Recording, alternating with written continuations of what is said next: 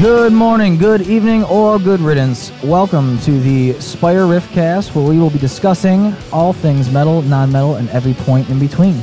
With this podcast, we hope to lift the veil on our world and metal music and dig into some topics we've wanted to share with all of you. This will be informal, so please take our content with a grain of salt and a sense of humor. Right now, you are listening to the Hangover Poopcast, Episode 3.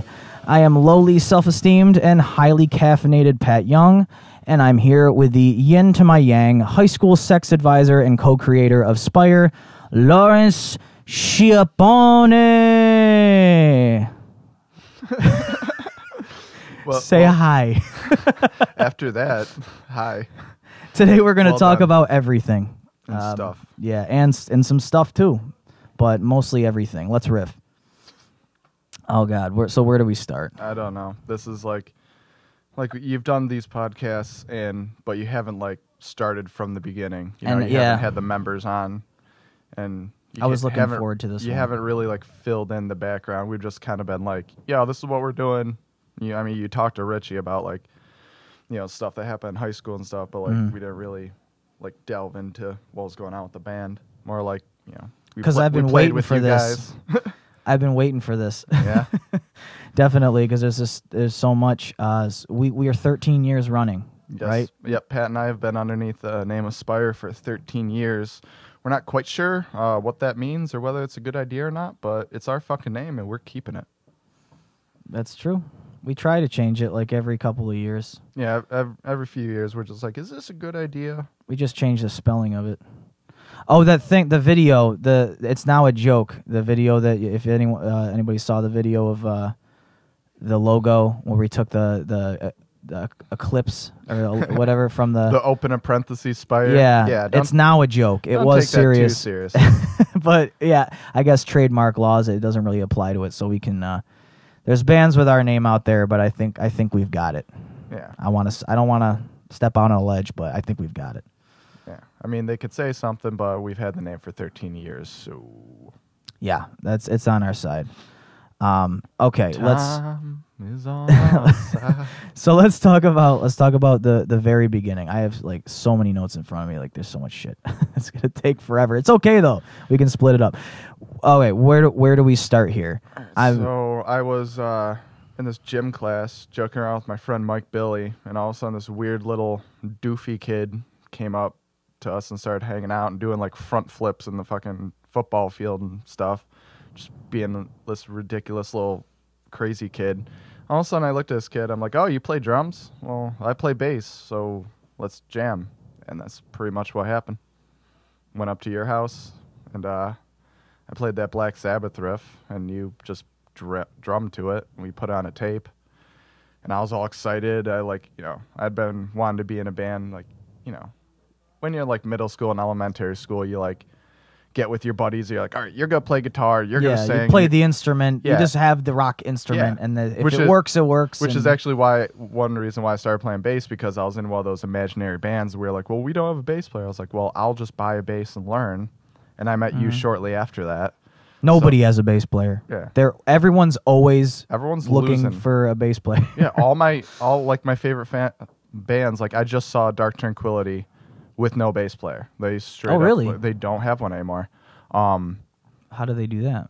They really don't need it. They really haven't been putting bass lines, bass licks, really moving lines that did something to the music since the 90s. So I mean, they just pump out the low tones. They don't really need it. I don't know, when they were up on stage, I just got the sense of they just didn't feel like dealing with another member. They've been doing this for 20 years. They didn't need a bass player. Well, Meshuggah, they don't do that either, do they? No, I think they have one. I'm not too sure, but I know the Absence, another one of my favorite bands. They get bass players to fill in for them all the time. They've never had a permanent bass player. I know Replicaire just lost their bassist a little while ago. Where are they from? Is that a more local band? Yeah, is that Massachusetts? They're from the New England area. I'm not exactly sure which state. I want to say they're from Mass. Yeah. They definitely had the Boston accent. Yeah, but no, those were awesome guys. It was very heartbreaking to see that they didn't have a bass player either. It's just very common. Like bands are just like don't have bass players. But it was very hard to stop myself from drooling when I saw that Replicaire was looking for a bass player that wanted to tour right now. Yeah. And I was just like, we're working on structures. Fine.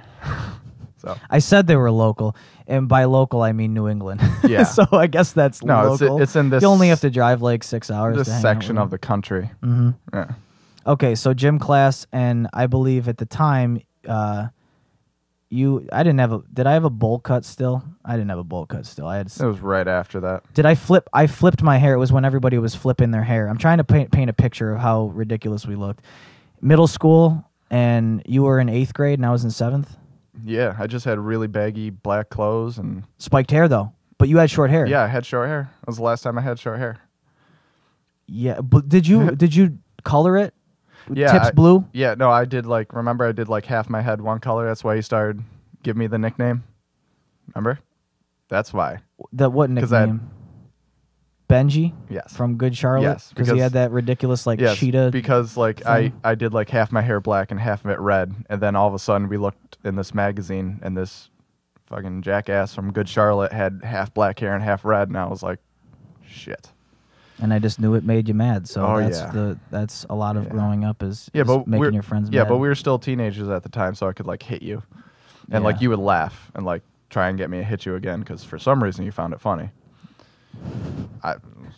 Now I can't take a punch anymore. But I did the thing where you flip the hair up. Remember, everybody was flipping that. Yeah, you did they flipped the front, and I did I used mascara roller to flip it up with that dye that would come out when I just I'd take a test and I'd be confused and I'd put my hand up on my head and I'd have red on my hands. That was ridiculous. I couldn't believe, and a lot of kids did that too. It wasn't just me being weird. Oh yeah, the flip up with the colic flip up with the colored gel. Mm-hmm. Oh yeah, that was the thing. Yeah, and I remember my first day of I think it was it 6th grade? I can't remember, but I wore a tie to be cool. I wore the ironic, I had this shirt on, a skateboarding ruined my life shirt, and my shit jeans, and then I had a tie. And I thought it was cool. And it was actually an original idea because, copyright laws. I didn't know that was a thing. So I wore the tie loosely, whatever. And then I got made fun of for the first 2 weeks of school because Avril Lavigne came out the same time. And I didn't know that I was going complicated. I didn't know that was a thing. And as soon as I saw that, she's wearing the tie. And I was wearing the tie, so people actually thought that You were representing. I was representing the Avril. I couldn't even be and play it off like I was being funny because it was so ridiculous. So yeah, we looked weird. And you just wanted to be a skater boy. And I said no. See you later, boy. Mm-hmm. And you weren't good enough for her. I wasn't. I'm still not good enough for her. She hasn't aged. Yeah, but now she still looks like she's. But now we're 17. in a studio right now, recording this podcast we wrote. Yeah, not really. I got notes. Thinking about that boy that we used to know. Oh my God. We actually just went through the whole chorus. We did? Yeah, that happened. Oh, I didn't even know. Who's that by? Goatee? No, it was Avril. Is that? Oh, okay. We went through the whole Avril chorus. Is that how you say that person? Goatee? Goitee? Goitee? I don't know. Do you know what I'm talking about? Nope. Okay. Good. It's a person, I think. Why? Yeah. Okay, so we decided to jam. I play guitar. You play bass. Yeah, but you were playing... you did both drums and guitar at the same time back then. At the same time. Yeah, at the same time. But because we were originally writing songs, half the songs you were playing drums, mm-hmm. and then you'd get up and you'd put your guitar on, and then you'd play guitar for the other half of the songs. Oh, that's tasteful. Yeah. So, yeah, you were just doing everything. Sounds you. And, yeah, you just eventually stopped doing the drums. You just kept playing guitar. And mm-hmm. I remember I thought it was the coolest thing in the world that you had 5 strings. You refused to use the 6th string. I just thought that was the most badass thing. I remember I was I was a little disappointed when you were like, oh, I want to get my solos better, and you added on the 6th string, and then you started playing all technically. I was like, yeah, it was badass when my guitar player was like, fuck that string. It was weird though because I just have like such a obsessive compulsion, with things. I get used to something, and when I started guitar, I'm lefty, so I started on a righty. I was playing righties, like just in like the shops and stuff, and then whoever's house I was at, as I was getting more interested in the instrument, moving away from drums. But people just had, your friends, they have like, I don't really play that at all, and they have the guitar that's super out of tune. You tune it at their house to the best of your ability, and you play with whatever amount of strings they have on it at the time, because their strings are like all tetanusy, and they're like years old. So you're just used to 5? So I had 5 from that. That's what I remember from it, is that I just was playing a righty guitar. Whoever's friend I was going to their house and I was playing a righty guitar, and they never had that string. So I got used to playing upside down chords because I would play it lefty. I'd do like the Hendrix or the Cobain, and I'd just switch a righty guitar over. But the strings were switched. So then when I finally made that adjustment to, play an actual left-handed guitar, I switched the strings around, and I was just used to the 5. Mm-hmm. It's just weird how you get used to something, and I don't know. Then you started getting a little more technical. You wanted to do like more solo work, and you wanted that other string. It was cool. It was a really interesting like little chapter. It's something that usually doesn't get brought up very often. I forgot about it. I forgot that I played with 5. Zach brought us coffee. Thank you. Thank you very much, Zach. Is BUDMAN still up there? Yeah, maybe. He can come down if he wants. Yeah, I think topic-wise we're getting there. So gym class, hanging out in gym class. We like the way that we look naked. And locker room talk about the name Spire. So do you know where the name came from? People, it's not... Yeah, I remember that very specifically. I remember when you got the idea and you told me about it, because it was like right before class and you were like rushing and you were panicked. It was great. Because we originally called ourselves Enigma, and that was going to be our band name, and our first album was going to be called Spire. And I was right before like homeroom in middle school, and we were in that like the mill corridor where you're surrounded by all the classrooms, like in a circle. And you just ran up to me and you were just like, here, listen, there's another band called Enigma. This is the stuff they did. I was thinking about like, let's call ourselves Spire and name the album Enigma. It was like Enya's cousin. Yeah, and then we Enigma. did that, and then like sometime later, we found out that there's other Spires, and we're just like, no. And then we just kept the name ever since. Yeah, it was right before homeroom, middle school. I remember like you were just standing there, like you just like gave me the spiel, and then you ran off to class. With my books and my loose tie flapping in the wind. And your braces. And my braces, yep. God, I was an ugly kid. I'm still ugly, and I'm still kind of a child. But I have a beard now. Does that make Kristen a pedophile? That might. I mean, when I'm throwing a tantrum, I'm sure she feels like she could get arrested for being with me. But yeah, I mean, so we would practice in my mom's toy room, hot summer days, writing music up there, trying to find our sound. And you actually I'm gonna improv. This is not on my notes.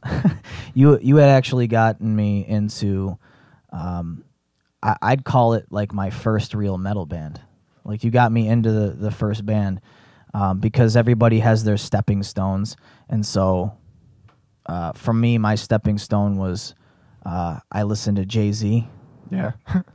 And then I listened to only the parental guidance, like the Walmart version, the one that your mom would let you get. Yes, the one that my mom would let me get, EPs that were edited and Big Willie style.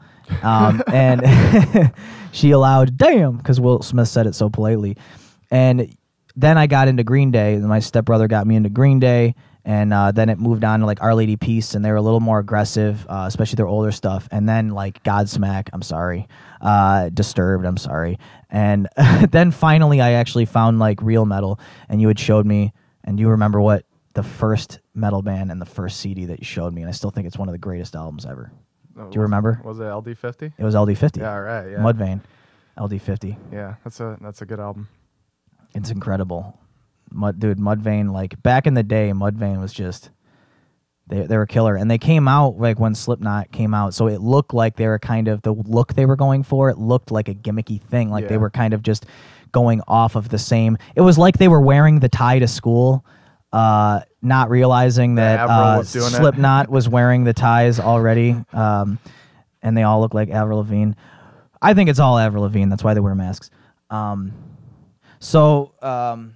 We got Jason Abert in 2000 and was it 3? Because we did 2002 is when we started it. Yeah, is you and I just writing and trying to figure shit out. I thought we released Enigma in 3. No. That's what I thought too. We recorded in 3, and the winter it got released right after January. Yep. So we got Jason Abert. We did an entire record. We did this the wrong way. Oh, yeah. The absolute wrong way. Terrible way. When you start a band, you do a demo or you do the song or two that you've got, and we didn't do that. We did a full-length record. Full-length record. Peaks and valleys and soft songs and heavy songs and intros and outros and everything. Yep. Yeah, no, we didn't know what was going on. We had like Christian-esque influences in our lyrics, but we had a song called Universal Satan. We didn't know. We were trying to figure out what we were doing here, and it was odd. And 2003.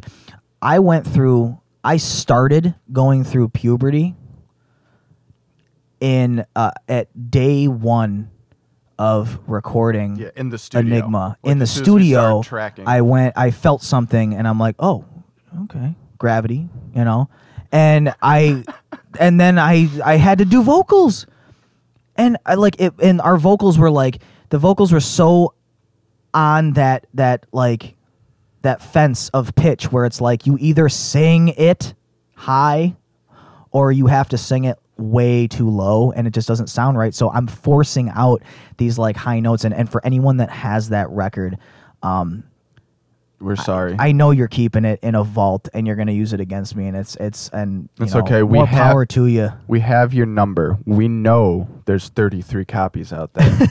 Yeah. Yep. There really aren't that many out there, but people have them, and if you have a friend that has it, it's fun. It's definitely fun to listen to. But yeah, that's me going through puberty throughout the record. What I liked about one take. I threw that record on a few months ago because I just wanted to hear it through, and like the thing about it was we were trying, we had that potential. We weren't sounding good, and we really weren't writing the best material, but it had a lot of potential. Like the writing wasn't bad. It was built the right way. It had the right moods. The albums had the right peaks and valleys, and like we really had a lot of potential. It's just, if that was like a third record, but we stretched it all out. Great. Everything got stretched out to where, like, instead of being adamant at like doing the demo, we stretched all of that potential out to where each song had all of these like one take kind of attitudes, and there were so many flaws in it, and we didn't clean up like 3 songs. We did 11 songs, and so it was just, everything was basically like one take. I mean, I recorded guitar, and I didn't know anything about it. I recorded guitar clean. Yeah. We were talking about it last night. Like, I recorded guitar clean. Okay, metal band. Yeah, so recorded clean. So you had to actually have all the action in your wrist and in both your wrists on the strings. You had to have that attitude about playing distorted, but that's not what you're hearing. So like, I don't know how you did it. Props. I don't know what that guy was. But it was sloppy as fuck, But I went direct in. He had me direct in. I didn't even do an amp. Direct in, and then he was going to distort you after. And he gave me like headphone distortion, so I could kind of like get the squeals off, and then he put us through like a line. Do you remember he left us at the studio? Yeah, he left. It was me.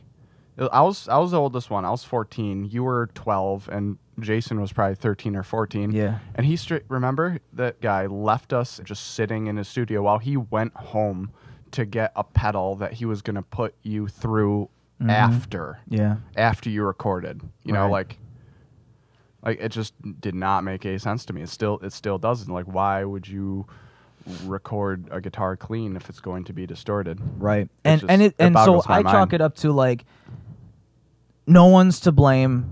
Not even us, because it was a learning experience. And they even told us that. It was just $900. Yeah, even those guys are like, it's a learning experience. They knew he sucked, but it was just like, remember when he sat us down, he was like, listen, this isn't going to sound what you want, but he like even let us know, hey, we know that you're 13 years old and you just gave us $1,000 and that feels like infinity to you, but you're not going to get the product that you want. You guys are young and you suck. That's what he pretty much said in the nicest way possible.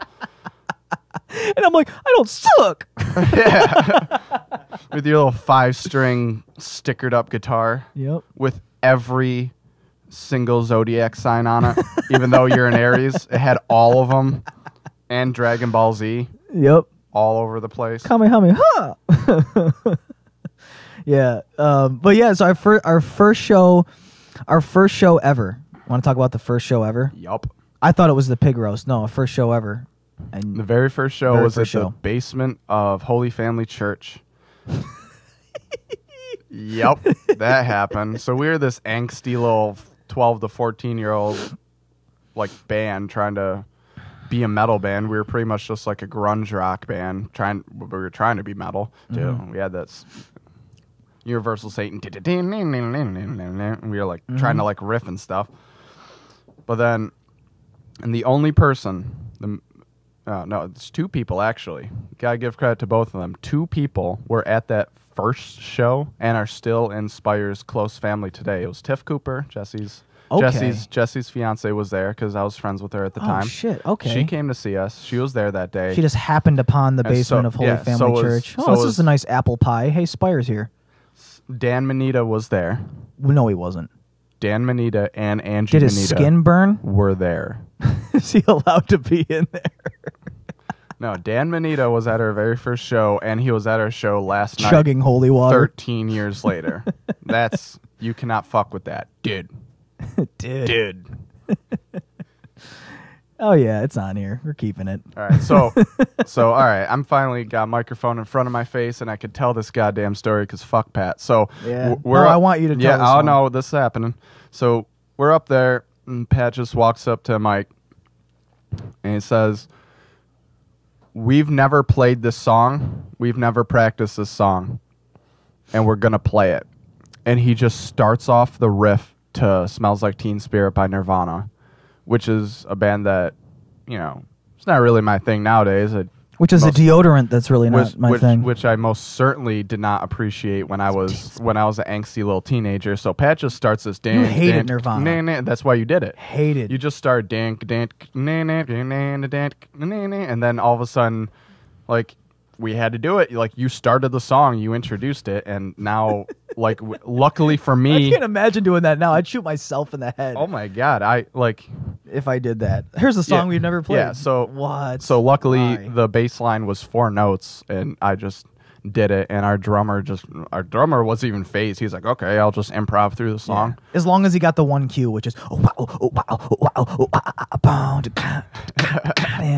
like you just get that one cue in and you're set. So ever since then, Pat's tried to be professional, to pull shows together and make them look really good and say the right thing in between the songs. But every time he's trying to be so professional, I just can't help but to think about that one time. He's just like, all right, let's just play this song.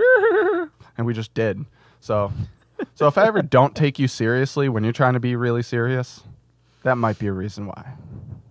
I forgot that was our first show. That was our first show. So then our first real show, like our first like non-denominational show, was the pig roast. It was Abrett's dad, and we played that pig roast with like jam bands, and then that band Big Balls. Big Balls, yes, the AC/DC cover band. Yeah, we were opening up for them, and we did Sunshine on Sunshine of Your Love. Yeah, by Clapton. We actually did that song. No, it's Cream. I had his greatest hits CD, and it's called The Cream of Clapton. Sunshine of Your Love had to have been. I thought it was Cream. No, it was probably Cream, but that's him. That's what I associate it with. It's like Rob Thomas and Matchbox 20. It's the same. It was Cream. Okay. All right. It was The Cream of Clapton. So yes, we Yes. Oh yes. Yes. So yeah, we covered at that show Cream. We covered Cream. We covered the audience in Cream. The audience. All right. So it's confession time. Confession time? Yes. I've been keeping this a secret from Cameron since I've been able to keep secrets from Cameron, because you know how much of a music Nazi he is, and he's got more recordings of us than we do. Look in his Spire section. He's got like recordings from us from band practice. He still has like the live from Warner's thing we did. He's got like 1 million sessions of us, right? But there's one thing he does not have that I do. What? The recording of our very first show ever. The pig roast. We have a CD first from that. Official show. Yeah, first official show. I have it somewhere. I don't know where it ended up, but I have it. Okay. And the thing is, do you remember? I did vocals. You did vocals? Remember? Because I've always wanted to like be a vocalist, but I've never had confidence in my voice or build it or whatever. I remember, like, I was trying to sing with you. You and I sang together. I had parts. I was singing them. What songs? Was it original stuff, or did we? Yeah. I was singing during what's that? I forgot the name of the song. Is this Enigma stuff? Yeah, it was all Enigma stuff. I was doing vocals with you. We had Spire had 2 vocalists, and I had like I cannot live this life. I cannot breathe this life. I sounded like crap. But I actually it's okay. The pig roast won't judge you. I walked up there and I actually tried to do vocals, and I have a recording of that, and that I've kept that a secret from Cameron for a very long time. Yeah, I got that somewhere. Right now, he broke into your place and he's looking all over. He's got it already. Yeah. We haven't even like posted this up yet. Yeah. So Jason Abert moved to North Carolina. Yeah, that's what everybody does. They move south. They realize it and they move south. Yeah, he went to North Carolina. He took his shirt off. He started throwing it around his head like a helicopter. What? It's the chorus of a song. God damn it. All you're doing is like quoting songs. He's talking to me and I'm like, I don't understand what you're talking about anymore. And then he rhymes it and I go, what song are you doing? I don't get it. He was singing like Avril Lavigne before. Yeah, so we talking about the tie. Yeah, we actually conversed the entire way through the chorus of Skater Boy, and he didn't even realize that. They actually went like, yeah, but now we're in the studio. We're recording a podcast that we wrote. Right over his head. He didn't get it. I deserved an Emmy for that. Or maybe Avril Lavigne is just taking tips from your normal pentameter in your dialogue. Right, the dialogue of Skater Boy. This is what you do, Avril. You take your thing out and you put it in her. Okay. It's going on a shirt or something. We're going to spend money on fabric with that written on it. So then we had a second go. Same studio, Divine Rights EP. Yeah, I was in. We had to get Cameron. Yeah, so we found this dingy little like gothic kid who, like, I remember he joined because we were from West Chassis Metal and he was from Camillus Metal. Oh yeah. And there's that little competition there, and I was one of the heavy metal goths. So then all of a sudden I see these CMS goths. Yeah. And I'm just like, you guys are fucking posers. Like, I hated on them and stuff. So, but then Cameron and I were in a music class together, and I just looked over him, and I know we got talking, and he mentioned that he was a drummer, and I said, bring in a tape. He brings in a tape. I remember he had a single kick. He didn't even have a double kick pedal yet, but he was trying to. I remember you got all excited. You were like, he's trying to do the double kicks, but he doesn't have it, and you just got all amped up, and that was his audition, and Cameron joined. Well, back then, that was called being good at double kick, which is that you have a double kick pedal. Yeah. Well, he didn't. So that's how we got Cameron, And then we wrote our EP, and we were about to record it.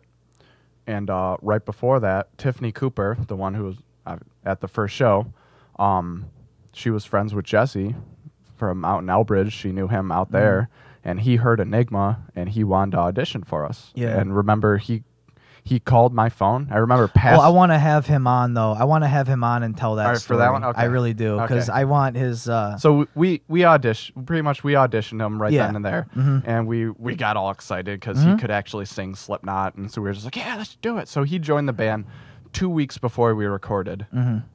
Like I think we were supposed to record, and then it got delayed 2 weeks because we pushed it back. 2 weeks. We and pushed then it back learn 2 all of weeks. it. Yeah, that's insane. That's fucking awesome. So then that was the recording of the Divine Rights EP. We got Cameron, we got Jesse at the last second, and we did it. Just laid it down. I remember that was a live tracking. We all tracked at the same time, right? Yes. Yeah. That recording sounded a lot better. And it happened fast. Like we did the demo, we did the thing we were supposed to do. We did the correct thing. We did that second. So we did the full length first. We did the full length. We had our heads hanging low after that, and like, okay, whatever. But then we got the lecture from the guy that's like, "Hey, man, it's okay. Can you? Oh, do you have cash? Okay, thanks." Like, it's okay, learning experience. But then so that got released in the beginning of 2004, and then we recorded that EP still in 2004, like spring 2004. They were both released the same year. It was not that far from it. But what else did we have to do? We didn't have any obligations. That was it. So we did that. So it was you, me, Jesse, and Cameron. And so then we stayed that outfit as that outfit for a while. For a little while. That's our longest running. That's our longest run? Yeah. That's our longest running lineup is I mean, Jesse hasn't left since he joined the band, obviously, and Cameron was drumming for 4.5 years. That's our longest stint out of our 13 years. That's the longest chapter. Yeah, Jesse's been with us for like a decade. Yeah, we haven't really changed out members. It's just drummers have left, and every time we add a member, they tend to stay. Like we added, they either move or they can't deal with me. Yeah, we added Jesse, we added Zach, and then they just kind of stayed with us. So in 2005. We did One Moment Past Nothing at this. Let's keep anonymity with some of this stuff, so that I can tell the story so people don't know where we actually have been. I don't even know what the place was called, but I'll describe this. We're gonna name the studio, okay? We're gonna name it right now. G Unit Studios. Can I name it G Unit? Remember G Unit was a big deal? That's probably copywritten. Well, I'm going to name it, for this, though, fake name, I'm going to call it, because that was, a big thing, was 50 Cent with G Unit. I'm going to name it G Unit Studios. What's G stand for? Gangsta Unit? Gangsta? I don't know. I'm looking at Zach like he knows. Zach is whiter than white.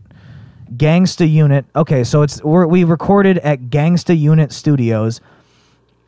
And it was over South Salina. Oh, right? It was definitely on South Salina. It was definitely on. It was South Salina. I remember at one point we were sitting in the common room of the studio. They had the couches and stuff, and they had cameras on the outside watching that door. And I remember just watching crackheads walk up. Jurassic Park. And just start knocking on the door and actually raptor face. Yeah, they had no they had no business whatsoever being there. They were literally just walking up to a random door and knocking on it. They were just crackheads. And the owner of the studio was just in there didn't give a shit. Yeah, he was just not that worried. happens all the time. Yep. And then the coffee table. The coffee table, dude. Okay. Where he's like, "It's okay, we're good, we're set." And I'm like, "What?" And he's like, "We got, and we're good." And I look over, our engineer who was freelancing through that place, clearly, because he did not belong. None of us belonged there. Yeah, he everyone was very, very ghetto and very gangster and everything. And then there's this one guy who's renting out the back room. Yeah, and that was with no fire exit. That was our engineer. We had to leave the same way. Recording us. Yeah. Yep. And so that we had to go through Jurassic Park to actually leave. And this guy was like, "No, we're good. If they they can't get in here. We got cameras. We got all these locks. And even if they do, we got we're covered." And our engineer was like, "Dude, do you know what's in that chest?" Like it was a coffee table, but it was like a treasure chest coffee table. And he said they have AKs in the chest. And this guy was very sarcastic, and so I was just like, whatever, man. Like, okay, he's just messing with me. Everything was a joke, but it was seriously like they had AKs weaponry in the coffee table, and so they were covered. And at one session that we did, you go into the main studio, like the lounge area, the reception area, and then you go back, and there's a couple of the vocal booths, and then they had their main room. Yeah, their main studio room. Yeah. And there's one behind that. There's one behind it that you had to go through. It was just linear. So you had to go through their studio to get back to ours. And so we were kind of trapped back there. I was so claustrophobic. I'm like, this is scary, man. How old were we?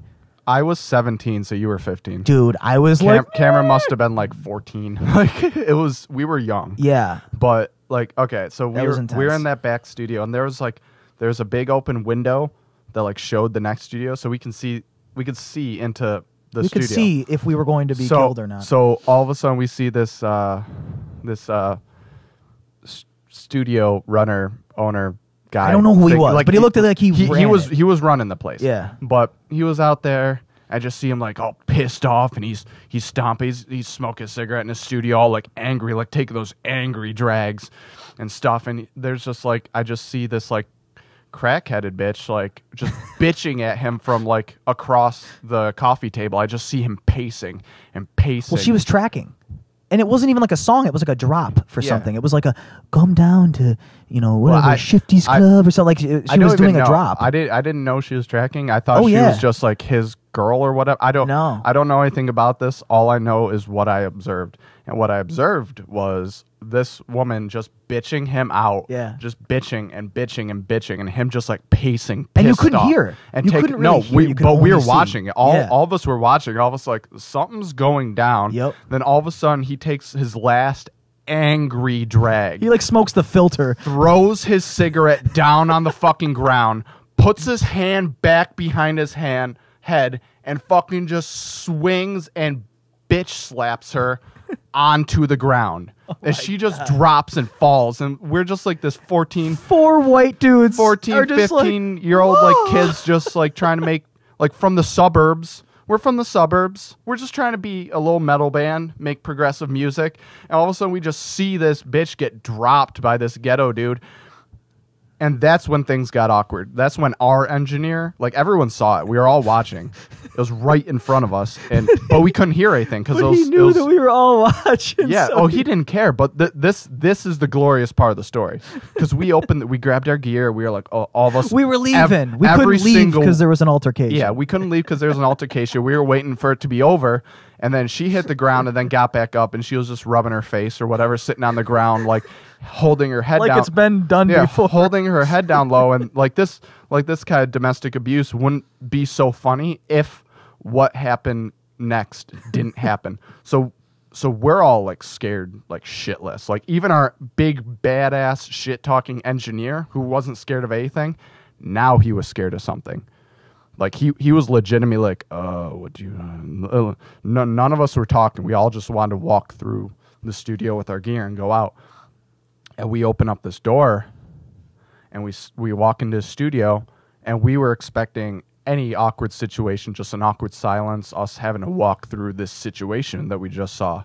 But as soon as we open this door and step into his studio, this man just looks at us and then points to this girl who just got hit onto the ground and says, "Can you believe this bitch?" He apologized for her. Yes. We just watched you knock this crackhead bitch on the ground, And then we step out, these awkward little like teenagers, like scared shitless, and he just looks over. Can you believe this bitch? Fucking like he just starts talking Poor shit. Michael Cera's come walking through like, bye. Just get the fuck out of there. And this dude, he's like, I'm sorry, gentlemen. I'm sorry for this bitch. I think he made her apologize too, didn't he? I'm sorry. I'm sorry, Daddy. Oh my God, that was like one of the most traumatic things I've ever like observed. Like it was just like, this is happening in front of me. And what was so startling is when we opened that door and his reaction. Any other reaction, the story would be completely different. That'd be like, yo, we saw this fucked up stuff. It'd be really fucked up. But the fact that we opened the door and he just like turns around and he's like, can you believe this bitch?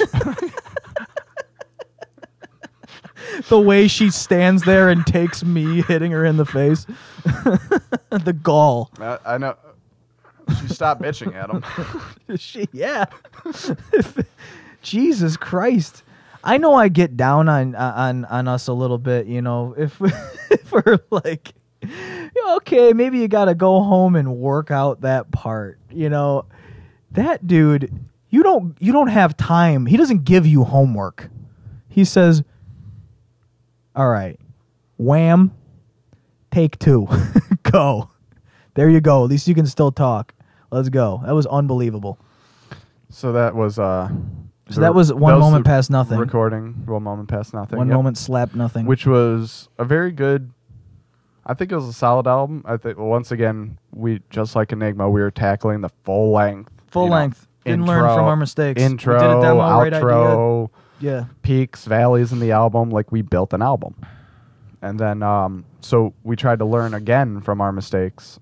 Releasing a full length. I didn't like how that one turned out though. Like just like production wise, again, we didn't know enough. You have to know, and being in a band, like you just have to be aware of. Like I'm not a gearhead, but I have to at some point when stuff starts to rattle around, and I need to like man up, and I have to learn something about what's inside this box that I keep flipping on every night, and. Like it just has to happen. You have to learn. You have to be in tune with that. And same thing with the record. You know, you have to know something about like tracking. We didn't get any kind of good sound out of that. Like didn't he like leave the click track? He left clicks in there. He left entire like we paid him. We money. didn't do a click track, but Cameron did like hand clicks with a stick to keep us on, and because there were cymbals. Playing it like rattling out, you know, they were decaying at the same time. He wouldn't be able to take it out, to take out those clicks. So that, I mean, to me, that like, I don't know how that was allowed to happen, but we gave up like 100% of our control. The only thing that we were there for is to play our parts. Yeah, we played our parts, and then he moved away and took our money, was not going to give us our record, and then didn't like your dad didn't the BUDMAN, like this is the one time the BUDMAN got serious, and we were just like, whoa, dude. Yeah. But he called up this guy and like bitched him out and said, you're not gonna screw over my son gave you money, and give my son the product. And so he gives us this product that he pretty much recorded and then put on a CD and then gave back to us. He didn't do anything to it. Right. Didn't edit it, didn't master it, didn't do anything. But we paid him money to do it. So we get this shitty little record back, and we put it out. Again, learning experience. Oh, that's our everything that's metal comes from something that's not metal. Segment for today is in order to release this heavy metal record, and you know, play it out live and scream at people and all that.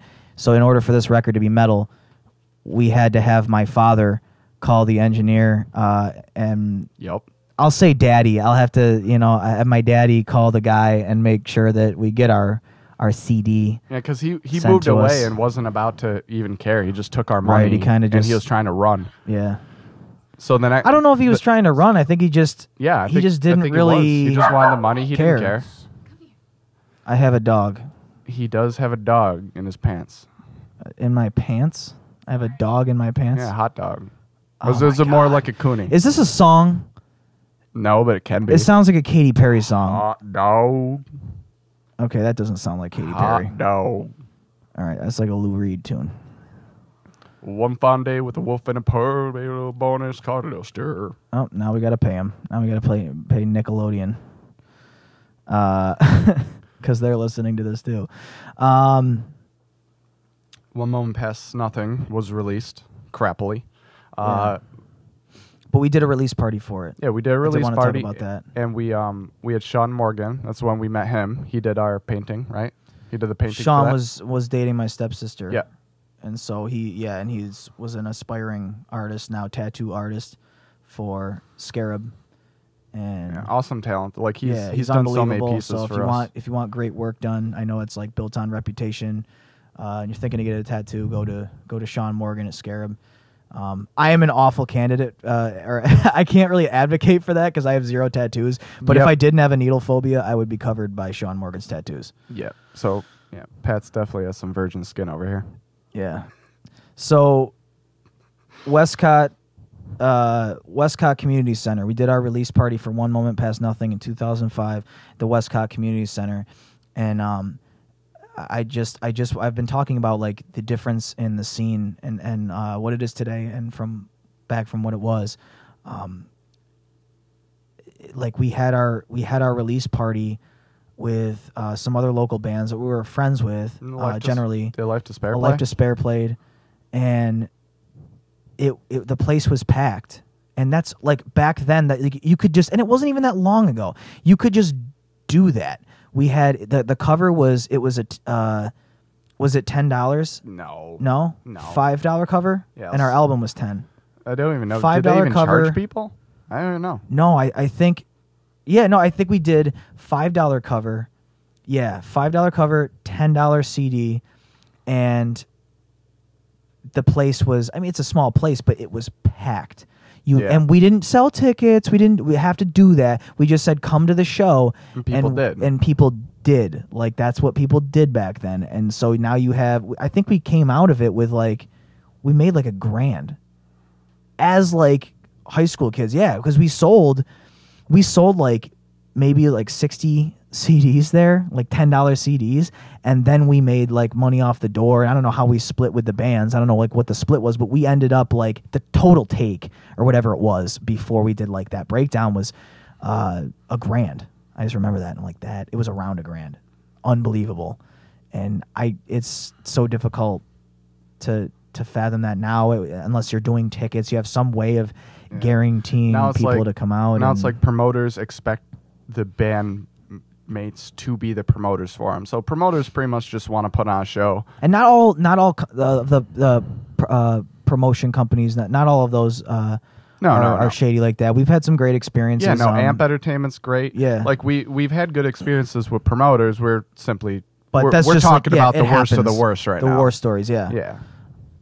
And so that was my big memory that I can associate with like if I had to pinpoint like something on our timeline that represents how the best way to represent how the scene was to how it is now is that release party for One Moment Past Nothing 2005. To me, that was a huge turning point. I don't know if it was like a turning point with us, but it was like such a showcase of what we were capable of drawing and what we were capable of doing. But we had a lot of fighting going on back then between like fans and like the scene, and that was when the scene started to get shitty. Like that was just how it was. We were not the same style of music that the other bands were, and some of these bands, like we had friends in these bands, and our fans would just, and they weren't even our fans, they were like our friends and friends of friends, and they were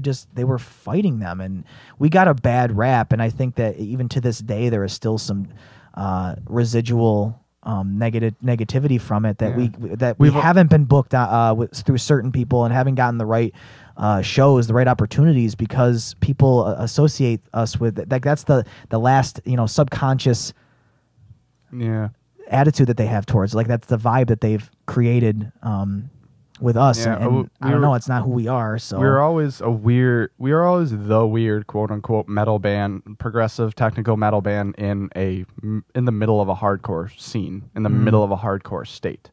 So it's completely two different mentalities. And, you know, when we were younger, you know, especially you liked all of it. So you were very much like, come on, guys, like, it's about, like, you're trying to, like, get everyone into it and, like, be like, come on, like, we can all get along and that kind of thing. But, like, we kept playing shows, and all of a sudden, like, this one kid would be trying to mosh, and another kid would be trying to pit dance. Yeah. And then all of a sudden, doing the different those two were fighting. to, then all of a sudden, they're each pointing at each other like, well, he's trying to do that. Well, he's trying to do this. No, don't do that. No, don't. Right. But then that's where the scene started clashing. And now they're clashing still to this day, but that's when it started. Right. So that, and that also is at that same show, the show that I can hold as a high memory on our timeline, is that same release party. Yeah, it was great, like, and that people come out and everything, but there were probably how many fights there? That was the downfall of that show, is that how many fights were at that show? Do you remember? There was like at least 3 actual like 2 fights. or 3, and then I almost got in one. Yeah, fights were happening. Fights were breaking out. It was unfortunate. I mean, the good part was that we had people to come out to these shows. The bad part was that, you know, some of these people, and it only takes a few, they couldn't handle being in one room that close to other people, that they enjoy the music in a different way, or they dislike the music in a very open way. And they'd even clash within the same scene, because you remember when that one kid, like, ran up to, like, the bass players of A Life to Spare at the times, like, just, like, spun back kicked into his spin kicked into the guy's bass, because he was mad that he was playing bass for him and not him. Right. Yeah. So, like, they were even fighting within their own scene. Right. Yeah. No, it's we're just trying interesting, because, like, they're like all these people, and they're still, some of them are still in the area, and some of them are still involved in music and doing great things. They have the formula down. They've got it. They found it, and they're doing amazing things in the music scene. And that's where I pretty much just want to consider some of that stuff like water under the bridge. You know, if things happen, because we were all ridiculous. I look back on myself and I'm like, wow, that's I don't like who, you know, I don't like who I was. I wouldn't be friends with me, like that kind of thing. And I think those people have come to terms with that too. And it's growing up. You know, we all did it. Sure. You didn't like you when you were a teenager. I didn't like me when I was a teenager, and that's how you become an adult, and you choose to, this is what I want to be. I don't want to be that kind of person I was. I want to kind of be like that. And that's eventually how you gauge yourself and you become the person you want to be. Sure. And that's how we're going to be able to unify all this segregation that we have in the scene, for whatever scene it is, or different pockets of the scene. And we did it last night with Gorham Brothers. We were so grateful to have Bukowski book us, like, because sure, we sound way different than his band. Who gives a shit? It's not about that. They were a grind metal band. They were hardcore bands last show, and then there's like us, the progressive metal band. There's, you know, has the soft parts of the sets and has keyboards. Keyboards and clean vocals and time signature changes and polyrhythms and oh my. Yeah, so it's like bands sound different. I don't really care. Like, it doesn't matter to me. You have good people and or you have people that you go way back with, and it's a matter of just reconciling that like relationship that, you know, that might have been a little rocky before, but the difference is that if it happens now, like, where some bullshit, like drama, like anything that we still like go through with people, like, you're like, really, you want that? Or really, you're doing this to us? Or really, you're gonna flake on us here? Like, when it happens to me now, because we're all adults here, and we've grown. We're past that. These experiences, and so when it happens again, to me, that's the difference. That is not going to be water under the bridge. Now that's going to be something where I will be civil. However, you know, we're not going to be able to work again. You done fucked up. We're not going to. Yeah, we're not going to be able. And if we fuck up, because we're not above this. If we fuck up, and it happens. It happens, and I'm going to admit that and repair that relationship then and there so that they know, because that's how it works. We're all human here, but it's the people that go on blindly, just saying, I want this, I want that, and you know what, you guys don't know what you're talking about. We can't play this show because of whatever, and we can't do, and excuses, and just no one can commit. Like it's a joke, but it's also true. It's like when you book a show, what band is going to drop? And I was joking with Manita last night about it. I'm like, oh, I guess that was the band, or like even if there is like a legitimate excuse, which you understand, there's gonna be a band, but there's always going to be a band, either a real reason or like flaking. It happens so much, and it's more than just an occasional happening. Like if you had the medical issue, the real personal issue that like makes it so that you physically cannot be there to do it. Like you're gonna have that issue, but when it happens every show, that there's some bullshit going on. At some point, there's okay, there's bullshit going on. So that's what I see as that needs to be mended in this scene. Is we need to unify things. There's water under the bridge. It really is. Like for me, I'm willing to get past certain things.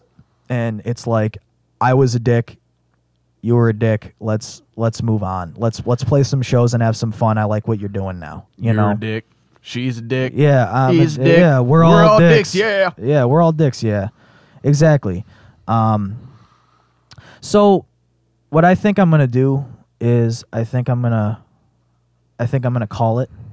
I'm gonna call this one, and we'll do. This is definitely part 2 worthy. Oh yeah, for sure. Definitely. Okay, there's a lot of edits in here, but I think we should get through Re-Evolution and tell a couple stories about that album, and then I was thinking about it, but also why don't we do Re-Evolution with Jesse here, and we can talk about the accident and with him here. No, you're right. Because that is going to coincide. Yes. I want him here with it. No, it's a fantastic point. Okay. We'll try and do this next weekend. Cool. So Friday, February 20th, we are in Albany at the Parish Public House, and Saturday, February 21st, we are at the Star's End. It's a basement show hosted by the band Vile Tyrant. So that's the RIFFCAST. Questions or comments, please email us at spirenymetal@gmail.com for bonus material from these conversations, and awaiting the New Testament, our part 2 conversations with Lawrence, and we'll try to get Jesse on here, and any other updates on what we have going on. Please click join our mailing list in the left-hand column of our Facebook page. Thanks for listening, and see you at the show.